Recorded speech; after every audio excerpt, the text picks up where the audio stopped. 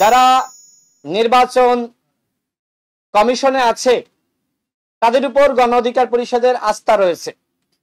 তাদের সাথে আমাদের ইতিপূর্বে বৈঠক হয়েছে এবং সেই বৈঠকে আমরা দেখেছি যারা নির্বাচন কমিশনার বিন্দু তাদের একটি সুষ্ঠু নির্বাচন জাতিকে উপহার দেওয়ার বিষয়ে যথেষ্ট আন্তরিকতা রয়েছে।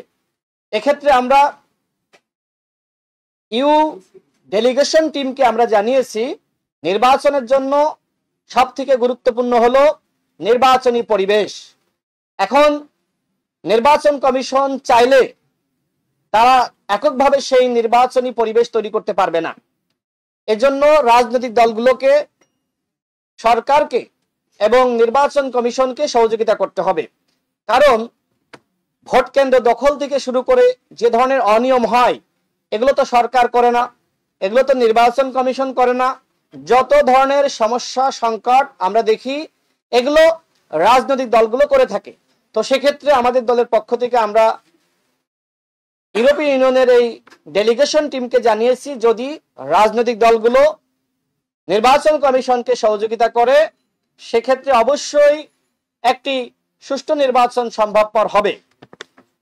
আমরা তাদেরকে জানিয়েছি গণ অধিকার পরিষদের সংগ্রামী সভাপতি নুরুল হক নূরের উপরে এবং আমাদের শতাধিক নেতাকর্মীর উপরে আমাদের দলীয় কার্যালয়ের সামনে সেনাবাহিনীর কতিপয় সদস্য, পুলিশের কতিপয় সদস্য বর্বর হামলা চালিয়েছে। এর প্রেক্ষিতে সরকারের পক্ষ থেকে একটি তদন্ত কমিশন গঠিত হয়েছে। আগামীকাল সেই কমিশনের পক্ষ থেকে আমাদেরকে ডাকা হয়েছে।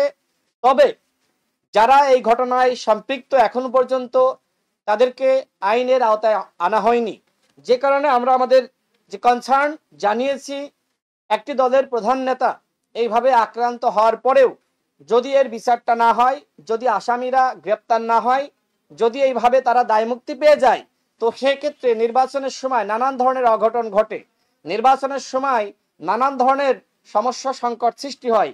তো সরকার যদি এইটারই বিচার করতে না পারে সেক্ষেত্রে নির্বাচন কমিশন কিভাবে ওই ভোট কেন্দ্র পাহারা দিবে, কিভাবে সুষ্ঠু নির্বাচন জাতিকে উপহার দিবে?